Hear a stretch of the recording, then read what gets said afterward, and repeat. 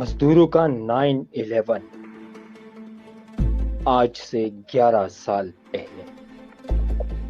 آج کے دن لندن سے الطاف حسین کا حماد صدیقی کو فون آتا ہے کہ بلیا میں علی انٹرپرائز فیکٹری کے مالک عزیز بائلا سے حساب کتاب مکمل کر لیں۔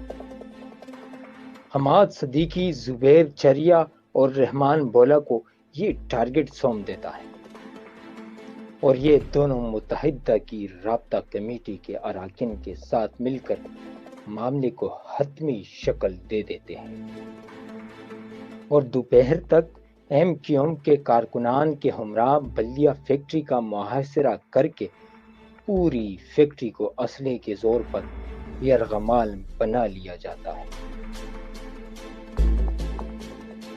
پوری فیکٹری میں خطرناک کیمیکل چھڑک کر سارے داخلی اور خارجی راستے بند کر لیے جاتے ہیں، یہاں تک کہ فیکٹری کے ایمرجنسی گیٹس تک بند کر دیے جاتے ہیں اور پھر علی انٹرپرائز کے مالک عزیز بائلا سے 25 کروڑ بھتہ دینے کا مطالبہ کیا جاتا ہے۔ مالک 2 سے 2.5 کروڑ دینے پر آمادہ تھا۔ رابطہ کمیٹی کے اراکین نے یہ پیغام لندن پہنچا دیا کہ رقم نہیں مل رہی، جس کے بعد حتیٰ الاعلان لندن سے نازل ہوا کہ فیکٹری کو سبق آموز بنا دیا جائے اور اسے آگ لگا دی گئی، جس کے بعد اس کیمیکل نے ایسی آگ پکڑی کہ دیکھتے ہی دیکھتے منٹوں کے اندر پوری فیکٹری جل کر راکھ ہو گئی اور 260 لاچار غریب مزدور زندہ جل کر راکھ ہو گئے۔ ایم کیو ایم کے کارندوں نے ایمرجنسی گیٹس کو بھی تالے لگا دیے تھے، جس کی وجہ سے اندر موجود افراد کو بچنے کا موقع بھی نہ مل سکا اور انسانوں کی سسکتی ہوئی آہیں چیخیں اور آہ و پکار دور دور تک سنائی دے رہے ہیں۔ کچھ لیواکین اتنے مجبور تھے کہ اپنے پیاروں کو جلتا ہوا دیکھ رہے تھے، مگر ان کے بس میں مدد کرنا نہیں تھا۔ لاشیں اتنی زیادہ تھی کہ ایمبولینسز بھی کم پڑ گئی۔ شہر کے اسپتالوں کے مردہ خانے تک بھر گئے اور لاشوں کو زمینوں پر لٹایا گیا۔ ہلاک ہونے والے مزدوروں میں بڑی عمر کے لوگ، خواتین، کم عمر افراد اور نوجوان بھی شامل تھے۔ کئی خاندانوں کے واحد کفیل اور کئی ماؤں کے اکلوتے بیٹے بھی اس حادثے میں لقمہ اجل بن گئے۔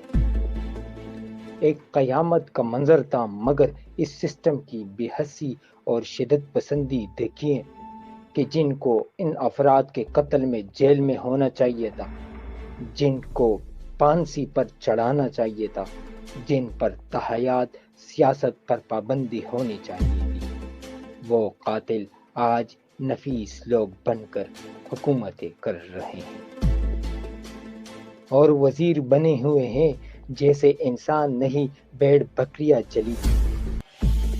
آج کے دن ہم پاکستانی شکاگو کے مزدوروں کو سرخ سلام پیش کرتے ہیں۔ خدار میرے شہر کا فاقوں سے مر گیا، خدار میرے شہر کا فاقوں سے مر گیا، راشن جو آ رہا تھا وہ افسر کے گھر گیا۔ چڑھتی رہی مزار پہ چادر تو بے شمار، چڑھتی رہی مزار پہ چادر بے شمار، باہر جو ایک فقیر تھا سردی سے مر گیا۔ روٹی امیری شہر کے کتوں نے چھین لی، روٹی امیر شہر کے کتوں نے چھین لی، فاقہ غریب شہر کے بچوں میں بٹ گیا۔ چہرہ بتا رہا تھا کہ مارا ہے بھوک نے، حاکم نے کہہ دیا کچھ کھا کے مر گیا۔ چہرہ بتا رہا تھا کہ مارا ہے بھوک نے، حاکم نے کہہ دیا کہ کچھ کھا کے مر گیا۔